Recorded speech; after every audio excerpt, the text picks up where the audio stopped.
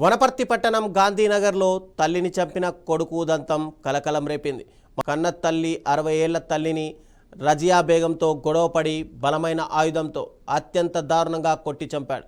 ఇక తీవ్ర గాయాలతో రజియా బేగం అక్కడికక్కడే మరణించింది. స్థానికులు ఈ ఘటనతో దిగ్భ్రాంతికి గురయ్యారు. పోలీసులు మృతదేహాన్ని పరిశీలించి కేసు నమోదు చేశారు. ఆసిఫ్ను అదుపులోకి తీసుకొని ఈ హత్యకు దారితీసిన పరిస్థితులపై ఆరా తీస్తున్నారు. డబ్బుల విషయంలో తల్లితో ఆసిఫ్ తరచూ గొడవలు పడేవాడని స్థానికులు చెబుతున్నారు. ప్రయోజకుడిని చేయాలని కన్నతల్లి పడిన ఆరాటం చివరికి విషాదంగా ముగిసింది.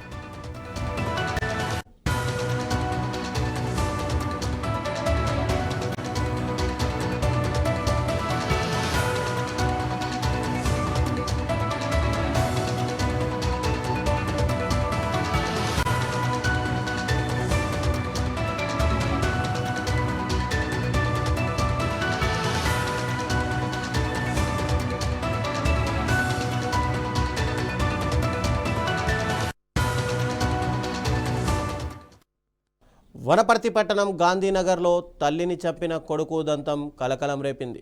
మద్యం మత్తులో ఉన్న ఆసిఫ్ అనే యువకుడు 60 ఏళ్ల కన్న తల్లి రజియా బేగంతో గొడవపడి బలమైన ఆయుధంతో అత్యంత దారుణంగా కొట్టి చంపాడు. ఇక తీవ్ర గాయాలతో రజియా బేగం అక్కడికక్కడే మరణించింది. స్థానికులు ఈ ఘటనతో దిగ్భ్రాంతికి గురయ్యారు. పోలీసులు మృతదేహాన్ని పరిశీలించి కేసు నమోదు చేశారు.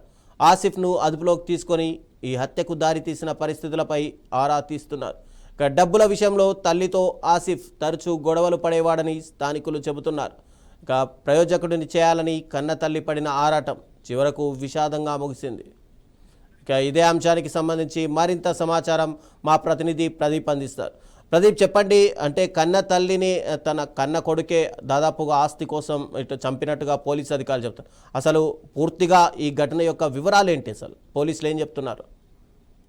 రవి, వనపర్తి జిల్లా కేంద్రంలో గాంధీనగర్లోని 20వ వార్డులో దారుణం చోటు చేసుకుంది. అయితే కన్న తల్లిని కన్న కొడుకే బలమైన ఆయుధంతో తలపై కొట్టగా అక్కడికక్కడే రజియా బేగం అనే 60 సంవత్సరాల వృద్ధురాలు మృతి చెందింది. అయితే ఈ ఘటన స్థానికంగా కలకలం అయితే రేపింది. దీనికి సంబంధించి ఆసిఫ్ అనే యువకుడు గత కొంతకాలంగా తాగుడుకు బానిసై తల్లిని తరచూ వేధించేవాడు. అయితే ఈ క్రమంలోనే తల్లి పలుమార్లు కూడా ఏదైతే డబ్బులు ఇవ్వడానికి కొంత ఇవ్వకపోగా పలుసార్లు ఇద్దరికి గొడవ, అంటే కాలనీలో పెద్ద ఎత్తున గొడవ అయింది.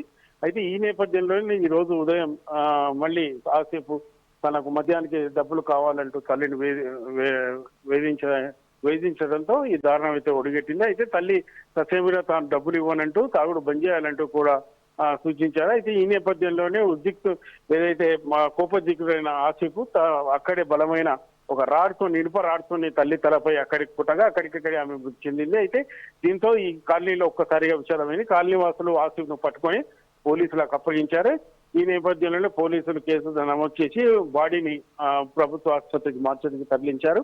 అయితే ఆసిఫ్ గత కొంతకాలంగా తాగుడుకు భారీ ఎత్తున బానిసై కూడా కాలనీలో కూడా పలు సందర్భాల్లో గొడవలు చేసేవాడంటూ కూడా తెలిసిందే. ఇది ఈ నేపథ్యంలో పోలీసులు పూర్తి స్థాయిలో సమగ్రంగా విచారణ చేపట్టి అతనిపై చట్టపరమైన చర్యలు తీసుకుంటామని కూడా చెప్తున్నారు.